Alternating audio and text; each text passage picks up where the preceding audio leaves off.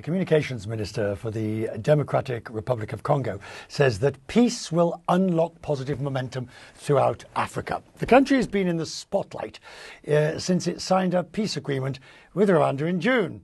Many are hoping it will unlock further growth after 3 decades of war. The DRC is located, well, just look, it's in the middle of Africa, has immense mineral resources. Everybody wants a bit of it. Unfortunately, in many cases, they're already taking it by force.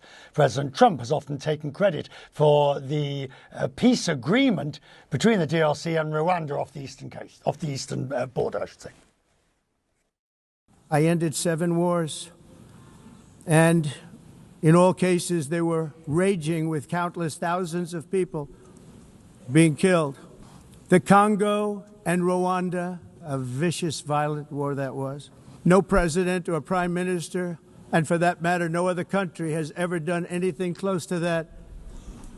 And I did it in just 7 months. Now, the minister, Patrick Muyaya, tells me he welcomes President Trump's involvement. Still, he says there's more to be done. The minister says the rebel group M23 is continuing to cause great violence, and he's accusing Rwanda of using M23 as a proxy. So, when you take the fact that there is still fighting, is the peace deal just a fiction?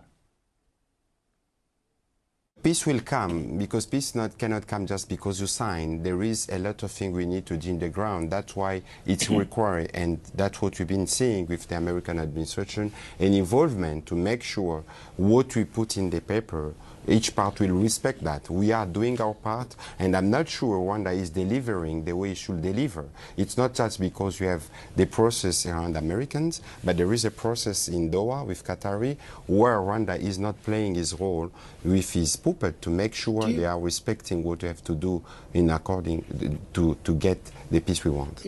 The United States, the US president, is transactional.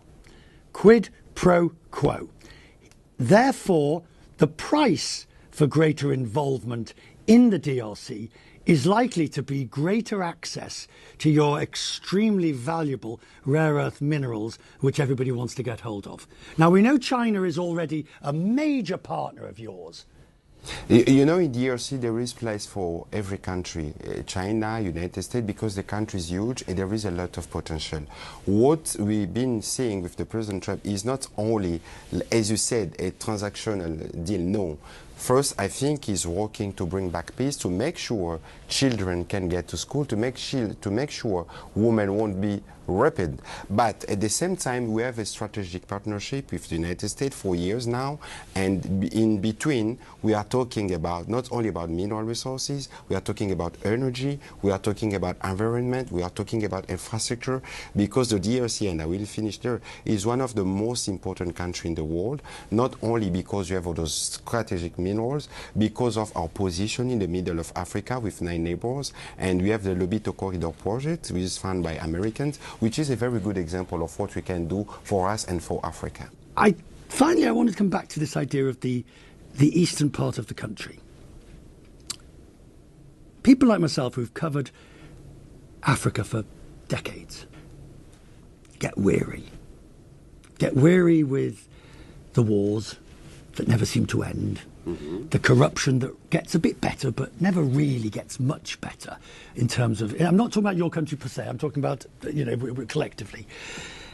I wonder, at what point does Africa gain its potential? Does it rise? Africa, the phrase Africa rising, it's been rising so long, you'd have thought it would have risen by now. You know, Africa is the youth of the world, because you have these youth, human resources first, we have those mineral resources. When you have to look at the situation in DRC, or the potential in DRC, it's very huge.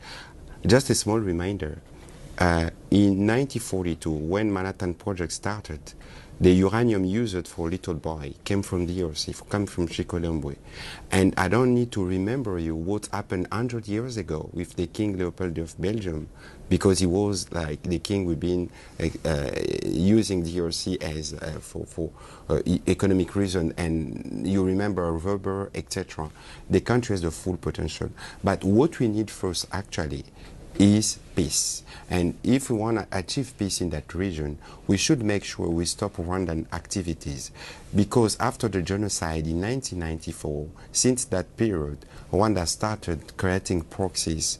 M23 is a proxy, is a movement under sanction of United States administration. Even the leader with a puppet, one of the most corrupted guy. So today what we want the most is to see that the two processes, Washington and Doha, give us the result. So once we achieve the objective of peace in that region, I can tell you, we can bet that not only DRC will start the way, consolidate his way for the development under the President Tshisekedi leadership, but the whole